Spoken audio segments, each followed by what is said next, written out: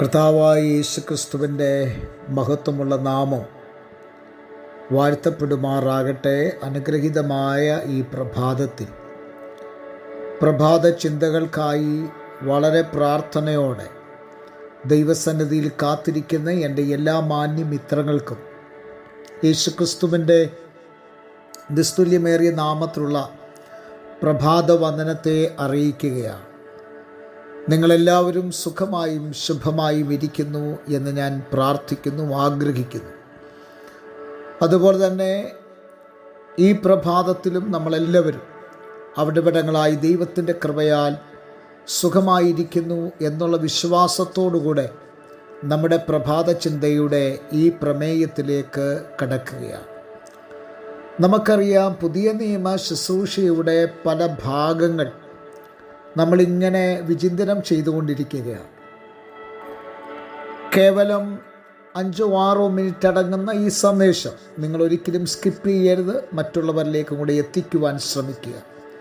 അപ്പോൾ തന്നെ കഴിഞ്ഞ ചില ദിവസങ്ങളായി ഞാൻ പറയുന്ന ചില കാര്യങ്ങളാണ്. ഒന്ന്, നിങ്ങൾ ലൈക്ക് ചെയ്യുക. 2, നിങ്ങളുടെ വിലപ്പെട്ട കമൻസുകൾ തരിക. അത് ഏറ്റവും അനുഗ്രഹപൂർണ്ണമായി തീരും. ഇന്നത്തെ പ്രഭാതത്തിൽ നമ്മൾ കഴിഞ്ഞ ദിവസം ചിന്തിച്ച സുവിശേഷകൻ എന്ന പദത്തെ വീണ്ടും അതിനെ ഒന്നും കൂടെ ആഴമായി നമ്മൾ പഠിക്കുവാനായിട്ട് ആഗ്രഹിക്കുകയാണ്. കഴിഞ്ഞ ഇടയൻ്റെ ശുശ്രൂഷയെക്കുറിച്ച് പഠിപ്പിച്ചപ്പോൾ ഞാനൊരു 5 വിധ ഉത്തരവാദിത്വത്തെക്കുറിച്ച് പഠിപ്പിച്ചിരുന്നു. അതുപോലെ തന്നെ ഒരു സുവിശേഷകൻ്റെ ജീവിതത്തിലും 5 വിധ പ്രധാന ദൗത്യങ്ങളുണ്ട്. ആ ദൗത്യങ്ങൾ നമുക്ക് 1 by 1 ആയിട്ട് ശ്രമിക്കാം. അതിലെ പ്രധാനപ്പെട്ട ദൗത്യം, ഒരു സുവിശേഷകൻ്റെ പ്രധാനപ്പെട്ട ദൗത്യം എന്ന് പറയുന്നത് പ്രസംഗിക്കുക. Preach the word of God. പ്രസംഗിക്കുക. പ്രസംഗം എന്ന് പറയുന്നത് ഒരുപാടുണ്ട്, പക്ഷെ ക്രിസ്തുവിനെ ഉയർത്തുക എന്ന് പറയുന്നതായിരിക്കും ഒന്നുകൂടെ ഉത്തമം എന്നാണ് ഞാൻ വിചാരിക്കുന്നത്. അപ്പോസ്തല പ്രവൃത്തികളുടെ പുസ്തകം 8-ാം അധ്യായം 5-ാമത്തെ വാക്യത്തിൽ നമുക്കറിയാം, അപ്പോസ്തല പ്രവൃത്തിയിൽ ഫിലിപ്പോസിനെ ഒരു സുവിശേഷകനായിട്ടാണ് നമ്മൾ കാണുന്നത്.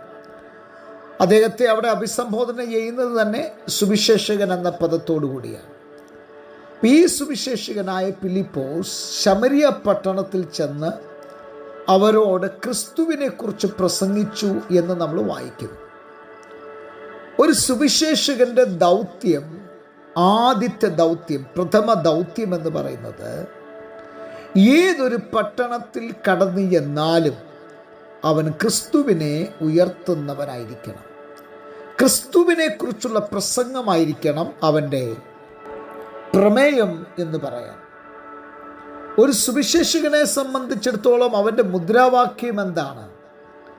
1 കൊരിന്ത്യർ ലേഖനം 2-ാം അധ്യായം 2-ാമത്തെ വാക്യത്തിൽ യേശു ക്രിസ്തുവിനെയും അവൻ ക്രൂശിക്കപ്പെട്ടവനെയും അല്ലാതെ നിങ്ങളുടെ ഇടയിൽ മറ്റൊന്നും അറിയാതിരിപ്പാൻ ഞാൻ ആഗ്രഹിച്ചു എന്ന് പൗലോസ് പറയുന്നതാണ് പ്രധാനപ്പെട്ട മുദ്രാവാക്യം. അപ്പം നമ്മുടെ മുദ്രാവാക്യം യേശുക്രിസ്തുവിൻ്റെ ക്രൂശീകരണവും അതായിരിക്കണം നമ്മുടെ പ്രധാനപ്പെട്ട പ്രമേയം.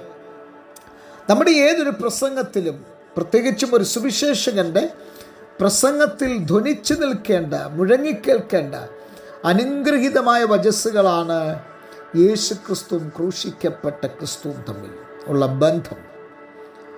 അതിനോടനുബന്ധിച്ച് നമുക്ക് കഥയോ മറ്റു ഉദാഹരണങ്ങളോ ഒക്കെ പറയാം. പക്ഷേ നമ്മുടെ കേന്ദ്ര ബിന്ദു എന്ന് പറയുന്നത് യേശുക്രിസ്തുവിൻ്റെ ജനനം, യേശുക്രിസ്തുവിൻ്റെ മരണം, യേശുക്രിസ്തുവിൻ്റെ ഉയർത്തെഴുന്നേൽപ്പ്.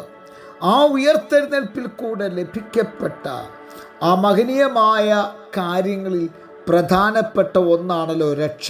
അതുകൊണ്ട് ഒരു സുവിശേഷകനെ സംബന്ധിച്ചിടത്തോളം അവൻ്റെ പ്രസംഗത്തിൽ, അവൻ്റെ ഉപദേശത്തിൽ, അവൻ്റെ സുവിശേഷീകരണത്തിൽ ധ്വനിച്ചു കേൾക്കേണ്ട ഒന്നാണ് രക്ഷ എന്നത്. അതുകൊണ്ടാണ് അപ്പോസ്തല പ്രവൃത്തി 4:12 രേഖപ്പെടുത്തിയിരിക്കുന്നത്, മറ്റൊരുത്തനിലും രക്ഷയില്ല, നാം രക്ഷിക്കപ്പെടുവാൻ ആകാശത്തിൻ്റെ കീഴിൽ മനുഷ്യരുടെ ഇടയിൽ നൽകപ്പെട്ട വേറൊരു നാമവുമില്ല. അതേ പ്രിയരെ, നമ്മുടെ ജീവിതത്തിൽ രക്ഷ നേടുവാൻ ആഗ്രഹിക്കുന്നു എങ്കിൽ, നിങ്ങളുടെ ആരെങ്കിലും ഇതുവരെയും ക്രിസ്തുവിനെ നിങ്ങളുടെ രക്ഷകനായി അംഗീകരിച്ചിട്ടില്ലെങ്കിൽ, ഏറ്റവും നല്ലൊരു സുദിനമാണ് ഈ പ്രഭാത സന്ദേശം നിങ്ങൾ കേൾക്കുമ്പോൾ നിങ്ങളുടെ ഹൃദയത്തെ യേശുക്രിസ്തുവിനായി വിട്ടുകൊടുക്കുകയും യേശുക്രിസ്തു നിങ്ങളുടെ അകത്ത് വസിക്കുവാനുള്ള ഒരു വാതിൽ നിങ്ങൾ തുറന്നു കൊടുക്കുകയും നിങ്ങൾ ആഹ്വാനം ചെയ്യുകയും ചെയ്താൽ, തീർച്ചയായിട്ടും ക്രിസ്തു എന്ന മഹാപുരുഷൻ നിങ്ങളുടെ അകത്ത് വരികയും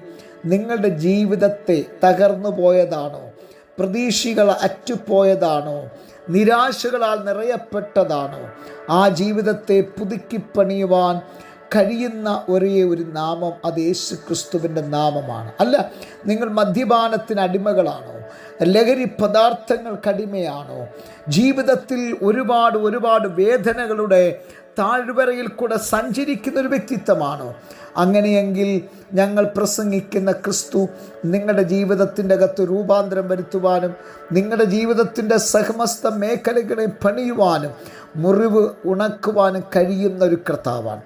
ആ കർത്താവിനെ ഈ പ്രഭാതത്തിൽ സ്വീകരിക്കുവാൻ നിങ്ങൾക്ക് കഴിയുമോ എങ്കിൽ കണ്ണുകളെ അടയ്ക്കാം, പ്രാർത്ഥിക്കാം. നല്ല ദൈവമേ, സ്വർഗസ്ഥ പിതാവേ, ഈ നല്ല പ്രഭാതത്തിനായി സ്തോത്രം. ജനത്തെ അനുഗ്രഹിച്ച് പ്രാർത്ഥിക്കും. പ്രത്യേകിച്ചും ഈ പകൽക്കാലത്തെ സന്ദേശം ചില ഹൃദയങ്ങളുടെ അകത്തളത്തിൽ രൂപാന്തരം വരുത്തുന്ന ദിവസമാക്കി മാറ്റണം. സകലമാനോ മഹത്വം എടുക്കണം, യേശു ക്രിസ്തുവിൻ നാമത്തിൽ തന്നെ ആമേൻ. എല്ലാവർക്കും നല്ലൊരു പ്രഭാതം നേരുന്നു. ക്രിസ്തുവിൽ നിങ്ങളുടെ പ്രിയ സഹോദരൻ പാസ്റ്റർ ജോസ് ആമുവേ.